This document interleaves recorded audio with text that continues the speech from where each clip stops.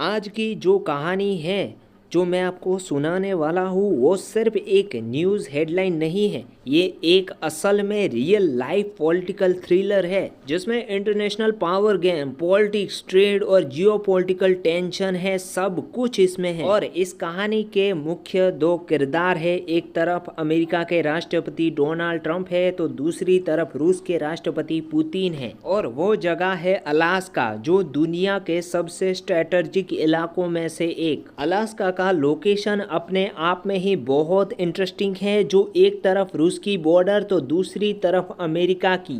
ये एक ऐसी जगह है जहां आसमान में भी आपको सिर्फ फाइटर जेट दिखाई देंगे। एक तरफ अमेरिका के एडवांस फाइटर जेट प्लेन हवा में हैं तो दूसरी तरफ रूस के Su-57 जैसे खतरनाक जेट भी आकाश में चक्कर काट रहे हैं। चारों तरफ मिसाइल, डिप्लोमेट, वॉरशिप की मूवमेंट और पूरा माहौल वॉर जोन जैसा है। और यहाँ पर आज पुतिन और ट्रंप आमने सामने बैठने वाले हैं। लेकिन सवाल तो ये है कि ये मुलाकात होगी कैसी।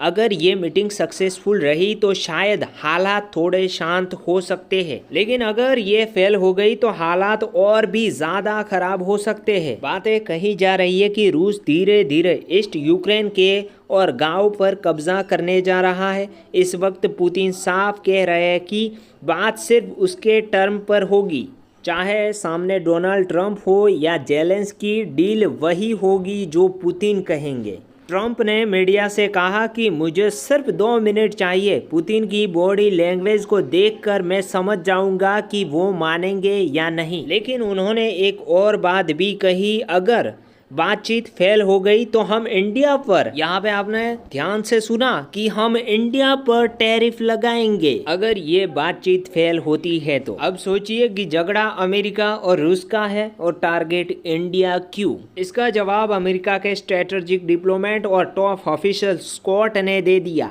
उन्होंने ब्लूमबर्ग को एक इंटरव्यू दिया और उसमें कहा कि अगर रूस से बातचीत असफल रही तो भारत पर और टैरिफ लगाएंगे। क्यों? क्योंकि अमेरिका के मुताबिक इंडिया रूस को वॉर फंडिंग दे रहा है, यानी हम जो रूस से ऑयल खरीदते हैं उससे रूस की इकोनॉमी को सहारा मिल रहा है। यूरोपियन यूनियन भी शामिल होने की बात कह रहा है। कुछ देशों ने तो ओपनली कह रहे हैं कि इंडिया पर सैंक्शन लगाने चाहिए। वही इंडिया ने भी साफ कर दिया कि अगर आप हमें टारगेट करेंगे तो हम रूस के साथ अपने ट्रेड और बढ़ाएंगे। जैसे फ्रांस से हम राइफल जेट खरीद रहे हैं, अगर यूएई ने सैंक्शन की कोशिश करेगा तो फ्रांस अपना वीटो पावर इस्तेमाल करेगा और उसे रोकेगा। हमारे पास ऐसा कोई देश है जो हमें सपोर्ट करेगा?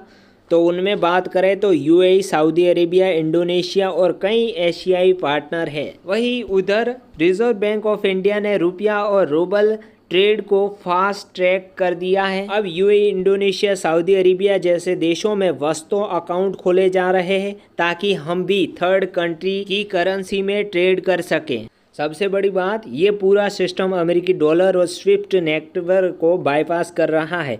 रूस के पास स्विफ्ट सिस्टम नहीं है, इसलिए सीधे रुपए में पेमेंट करेंगे। रूस उस पैसे का इंडिया में इंफ्रास्ट्रक्चर, रियल एस्टेट, बॉन्ड्स और सिक्योरिटी में इन्वेस्ट करेगा। ये एक विन विन सिचुएशन है, जो हमें सस्ता ऑयल मिल रहा है और रूस की इकोनॉमी धीरे धीरे स्थिर हो रही है। और यही चीज़ अमेरिका और यूरोप को परेशान कर रही है। उसकी सोच है कि इंडिया का जीडीपी ना बढ़े और रूस की वॉर फंडिंग रुक जाए। लेकिन हमारे विदेश मंत्री एस जयशंकर ने साफ कह दिया है कि इंडिया रूस के साथ अपनी दोस्ती जारी रखेगा।